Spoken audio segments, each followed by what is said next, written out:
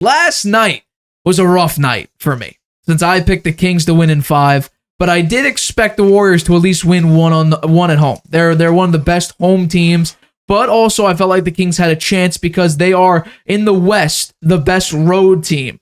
So, I mean, before I jump into this, I want to know, what is your takeaway from this insane Warriors win that happened last night? They controlled the game from start to finish. They got a lead and they never gave it up. The Kings never had the lead the whole game. They got way behind in the late third and fourth quarter, and they just did. They sat down the Wiggins and Curry and Klay Thompson. They sat them down with 2.5 minutes to go in the game. It was over. So the Warriors definitely dominated the game. You look at the stats; they have 15 more points on 3-point shots than the Kings had. They had 31 assists to 21 for the Kings. That's 10 more. That's a lot, right? And the scoring. Well, what happened to Malik Monk? He only had 4 points. The guy was a star at home. What happened to him on the road? I don't understand it. De'Aaron Fox is the only one that really played great. I mean, Sabonis had 15 points and 16 rebounds, so he's a credible job. And Harrison Barnes had 17 points, but where was Monk? He was missing in action. Curry had 20. Curry had 36, and Wiggins is starting to feel it. Right? He had a very good game. 20 points, had 7 rebounds, 3 assists. So I'd say the Warriors. I said it'd be the Kings in 7. I just don't see the Kings beating the Warriors at home. The Warriors are almost unbeatable at home. So I think it's going 7. I like the Kings at home in the 7th game. It does look like it will probably go 7, and every to team go 5. They need to steal. Kings have got to win the next game. one, and they might be able to. They got to win the next 2. But they should win the next 2. But they would have a game at home. They would have a game at home, right? Yep. They could steal this one at the Warriors, and then they've looked good at home. They beat them pretty soundly in the second game at home. Second game, yeah.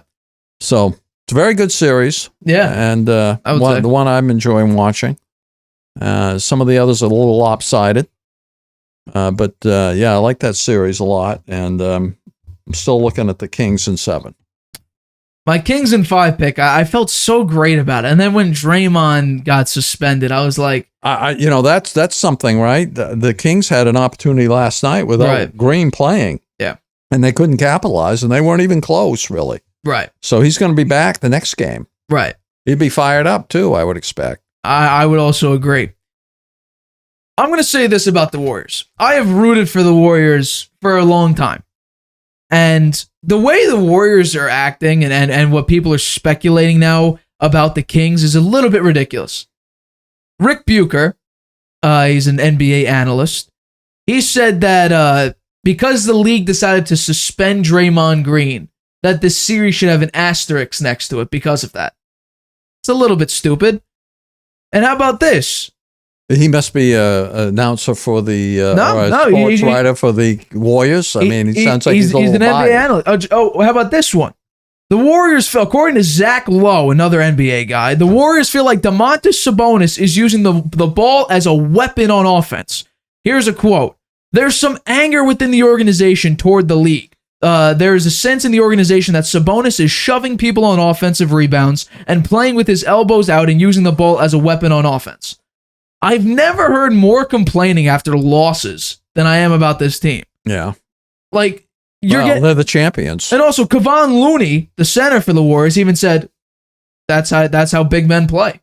I mean, Giannis, you talk about throwing elbows. Giannis throws the most amount of elbows I've ever seen a big man throw. Embiid gets physical. Jokic, when he is down low, gets physical. So the idea of using a ball as a weapon, well, so? Speaking of Embiid, does it bother you that he didn't get a suspension and Green got one? Not at all. I didn't see that there was that much difference between what Green did to Sabonis and what Embiid did to Claxton. There wasn't that much difference. There's a big difference. Claxton stood over him and stayed over him. Domantas Sabonis just grabbed his laying leg on the for a second. He didn't look at him. He didn't taunt him. He did nothing. He just tried to trip him up. And also, Draymond Green tried to gymnast trampoline off the Sabonis's rib cage. And Embiid, I guess, was going for a midsection shot and missed. But you can't really. Only Embiid knows what he was intending to do. But with this game, the huge X factor that I'm surprised you didn't say is this big number by Kevon Looney. 20 rebounds. Yeah. Also, 9 offensive rebounds, which was half of the entire Warriors' offensive rebounds. Yeah. Kevon Looney, even though Kevon Looney was not the biggest aspect of this game, was probably, a very, very high number 2. Because this was the Curry show. This was the classic Warriors in desperation. Let's put it all on Curry. And I was thinking about it today. And I realized that off the top of my head, I can name 5 things that are nearly impossible to stop or slow down. The first one would be Shaq in the paint. He was so physically dominant, you cannot stop him in the paint. Jordan's mid-range shot, you cannot stop Jordan's mid-range shot whatsoever. Kareem's skyhook, arguably the most unblockable shot in NBA history. LeBron driving to the hoop. He could out-physical anybody in the league. When he's driving to the hoop, get out of his way because you will get called for a blocking foul, shooting foul, reach-in foul, whatever. The last one is when the crowd is in it. Curry will make as many threes as he humanly can. You cannot stop Curry. When the crowd is in it, Curry will make almost every single three. And that's what happened today. Or I guess yesterday. Curry went off. Curry shot last night 6 of 12 from 3, 12 of 25 from the floor. He couldn't be stopped. It was like the fourth quarter. In game 1, Curry and Clay could not be stopped. There were some Warriors fans in Sacramento in game 1. But when you get into Chase Center, it used to be Oracle Center, Oracle Arena. When the crowd's in it, you cannot stop Curry. Curry will do something incredible. Step back 3, fall away 3. God forbid he gets a 3-point and 1. Where he does this 1, 2, 3, 4. That corner 3 in game 1 was ridiculous. Yeah. When Curry gets to that point, we saw it in the Celtics series 2 or 3 times. You can't stop him. That's when he puts him to sleep. So this was the Warriors in desperation, because if they went down 3-0, Curry said it himself, they probably aren't winning a single game after that, let alone the series. So this was the Warriors when they were extremely desperate. Could I see the first? And also, this is another thing. The Kings, I believe, are the 9th best shooting team from 3. They're averaging 27.3% from the 3-point line. There's multiple games now where they start 0 for 8, 0 for 10, 0 for 13 from the 3 to start the game out. The Warriors started this game 5-0. They went up 5-0, and the Kings never held the lead or tied the game whatsoever. There were 0 lead changes, 0 times tied. The Warriors had as much as a 23-point lead at this point in the game. There's also something big here. The first 2 games, the Kings led in points in the paint, second chance points, and fast break points. In this game, they led in fast break points, but they had less second chance points and points in the paint, and that's due large part to Kevon Looney, especially those second chance points. If Kevon Looney's dropping you 9 offensive rebounds, which is half of your entire team's offensive rebounds, that's huge. Especially when you have shooters going off like Andrew Wiggins in this game, like Stephen Curry. Jordan Poole had 1 3 in this game, but there were solid 16 points in there. When you have shooters going off, and still, Klay Thompson didn't have a great game. 13 points, he shot 3 of 10 from the floor. He shot, I think this is 33% overall, 5 of 15. When the Warriors get to that level, the crowd's in it, Curry's absolutely exploding. You can't stop it, and we saw that with the Kings. The Kings have played surprisingly good defense. In game 2, it was their defense that stopped the Warriors. Yeah, well, they had 15 turnovers in last night's game, and it cost them 22 points. Right. And the Warriors only had 12 and 7. Well, they had 11 12, but it was 11 turnovers. 11. 7 points. Yeah, so that was a big difference in the game right there. Yeah. Right? The Kings got to stop turning the ball over. Absolutely. And they have shooters on their team. They just can't make a single bucket. Well, Malik Monk came. He's got to. What happened to him? He was a no factor in this game whatsoever. Keegan Murray, if I'm not mistaken, he's a rookie, but he also led rookies in 3-pointers this year. You expect him to shoot better than 1 of 5. Points. 1 of 5 from the 3, and you led rookies in 3-point makes. Malik Monk needs to come off the bench and drop at least 20. At least 20. You can't have him go out and drop 4 I think they'll points. play better in the next game. They have to play better. Or otherwise, they're absolutely screwed. I guarantee you, I don't think so. Absolutely screwed. I pick them in 7. The Warriors are not a good road team. That's why they're not. That's why they're not completely screwed. I think if the Warriors get to another insane game like this, where they're up by 23 at some point in the game at home, I think that will carry over into the next 2 games, and I think they go out in a reverse sweep. Go down 2-0, you win in 6. That's what I'm afraid of. The Warriors get in this insane rhythm in the playoffs, which they tend to do, except this year it's less likely because of how they looked in the regular season. They couldn't win any road games. They had like the 3rd worst road record in the NBA. I think if they get in this tempo where Curry's dropping 35 points a game, the Kings are absolutely screwed. Even though I picked them in 5. But I think if the Kings could win 1 game on the road, I think they go back to Sacramento. I think they win game 5 because I have to say that technically, although I do believe it.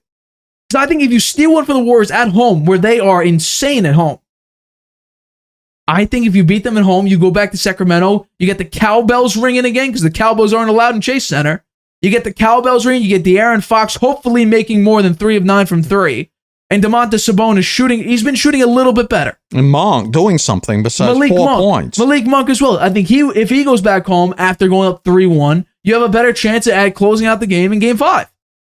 So that's what I'm hoping for. I'm hoping Malik Monk drops at least 20. That's what they need. And also, they got into foul trouble early. I think, was it Keegan Murray that got into foul trouble? Yeah, Keegan 5 Murray. personals. He had 3 fouls within the first 5 minutes. Probably even less than that. It was bad. Very, very bad.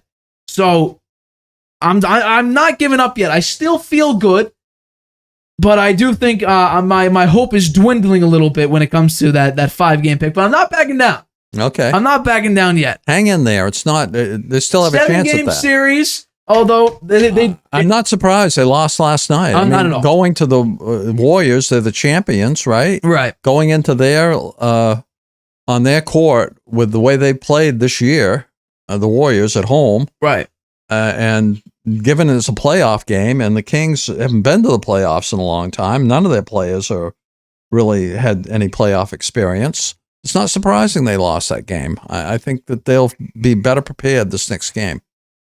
You got to get adjusted to you. If you slow, you can't stop Steph Curry. If you slow him down and the crowd doesn't go crazy, I think you have a better chance, because then Curry won't be, Jeff Curry. You won't get into, put him to sleep Curry. I think you'll just get a pretty good player. You have to slow him down. You can't stop Curry. You have to slow him down. And the Kings, they did it in the first 2 games. They were able to slow down the Warriors, set the tone. You got to do that. You can't go down 5-0 to start the game, and then you'll never rebound because you can't hit a damn 3.